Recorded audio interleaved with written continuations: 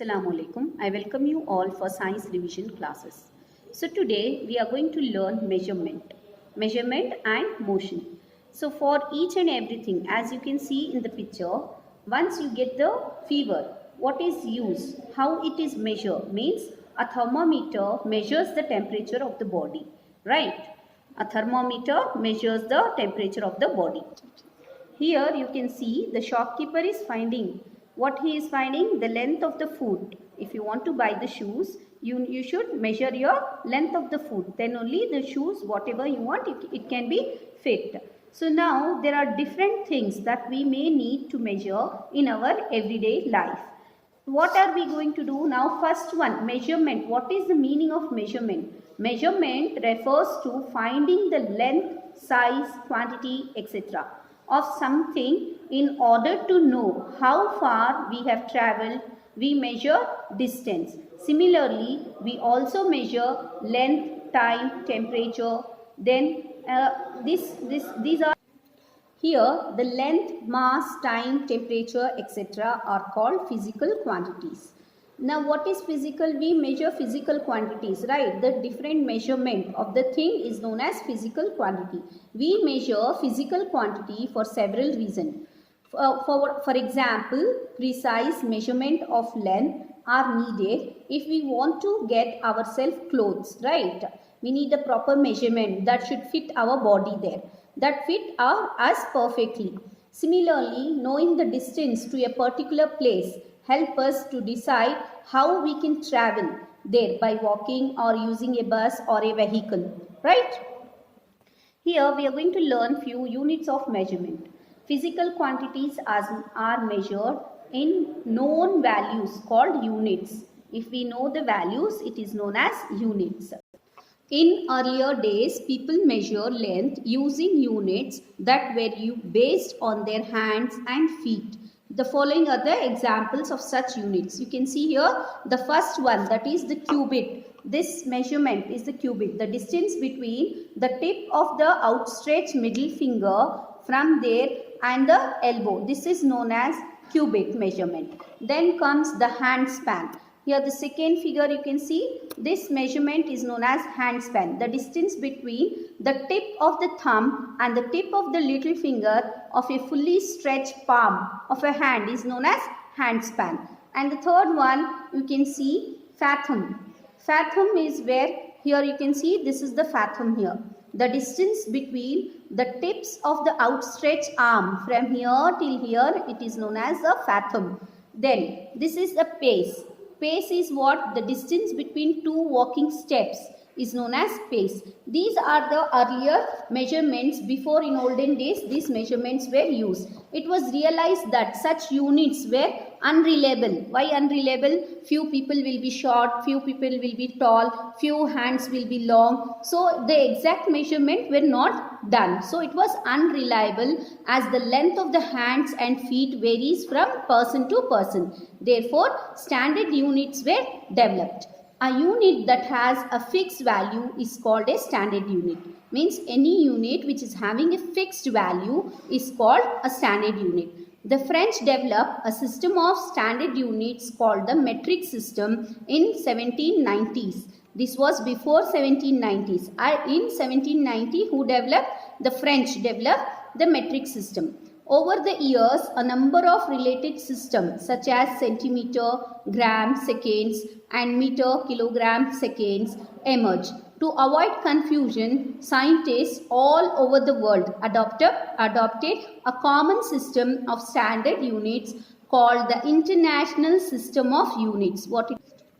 You can see here, it is the International System of Unit, or the SI unit we say, in the 1960s. List the SI units of some physical quantities. Here you can see, that is physical quantity is length and it is measured, standard unit of that is meter. Then mass, kilograms, time, second, temperature, Kelvin. In order to measure very small quantities, smaller division of the units are used. For example, meter. The length of the unit of length is divided into 100 equal parts called centimeter. Meter is standard. If you are taking smaller unit, it is known as centimeter. Smaller than that, it is known as millimeter. How it is divided means 1 meter is equals to 100 centimeter. Then 1 centimeter is equals to 10 millimeters. Similarly, in order to measure very large quantities, multiples of units are used. For example, a unit called kilometer is used to measure large units. Okay, 1 kilometer is equals to 1000 meters. Now I can give you an example here. To measure the cloth, what we will use? We will use meters. Now if we have to measure the distance between two cities, like from Bangalore to Mysore, what we are going to use? Do we use meter? No, we use kilometers because it is a big distance. Then what about the centimeter? When you draw a line in the book, in order to draw the lines in the book, we cannot draw in the meters, right? So we need the smaller unit. The smaller unit here, what we have in the scale is the centimeter, right? Now lesser than that, the points what we measure inside that is the millimeter. These are the different. For length only we have a standard unit, that is meter. In that, if we take the bigger distance, it comes in kilometers. If we take the smaller unit, it comes in centimeters and millimeters. Here we will learn how with the measurement of length is done. Length is the distance between 2 points. How we will measure any length, we are going to talk here now. It is usually measured with the help of a scale or measuring tape. The following precautions should be taken while measuring the length of an object using a scale. When you are drawing in the book, how you have to draw, just see here, or measuring any object. The same steps has to be followed. The first step is the scale should be kept along the length of the object and should touch the object. So here you can see it should be at the end here. You should not keep like this. It should be here. It should start from here until here we are measuring. Okay. If the starting mark 0 is on off, or if the scale is broken, measurement should be started from another point that is clearly visible. In the case, the correct measurement can be obtained by subtracting the starting point from the end point. The eye should be placed directly above the point where the measurement is to be taken. Now here you can see this is a wrong method. Why? Because the scale is broken, right? Here the scale starts from 0, so we get the proper measurement. The object is how many there? That is 5 centimeter, you can see. Now if my scale is broken, I don't have 0. Then I have to take this number, which is exactly 2, I can see. Now what can I see here? 7. 7 minus 2 gives you 5. Like that we can calculate with the broken things there. And we have to keep our eye not from, we should see properly from the center, not from this side and this side. If you see from this side and this side, the measurement goes wrong. We can also measure the length of a curved line. Curved means the circle, or you can see it is a round shape. How do we measure that? For example, if you want to place a ribbon around your hat. This is hat, you can see the picture.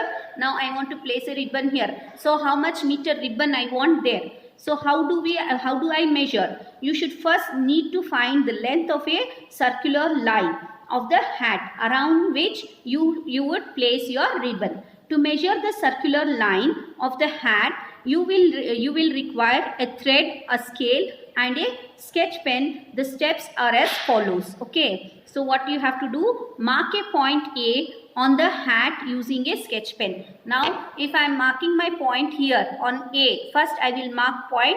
I will start from here measuring. Take a thread and mark a starting point X on the thread with a marker. Place the thread on the hat such that the point X is exactly above point A on the hat. On the ribbon I have marked X. Okay, on the hat I have marked A. So keep your ribbon X point on A point. Then start measuring. How you can see in the figure, same way you will keep your thread from here to here. Okay, then carefully run the thread along the curved line of the hat until you reach point A again. So A to B, again from B to A you have to bring your thread carefully so that it should not disturb. Mark an end point Y on the thread where it touches point A of the hat again. So what you have to do, first you have marked on the thread X. Now after finishing the thread, you mark it Y. You have on the thread X one side, the other side Y. Stretch the thread over a scale and measure the length between X and Y. This will give you the length of the curved line.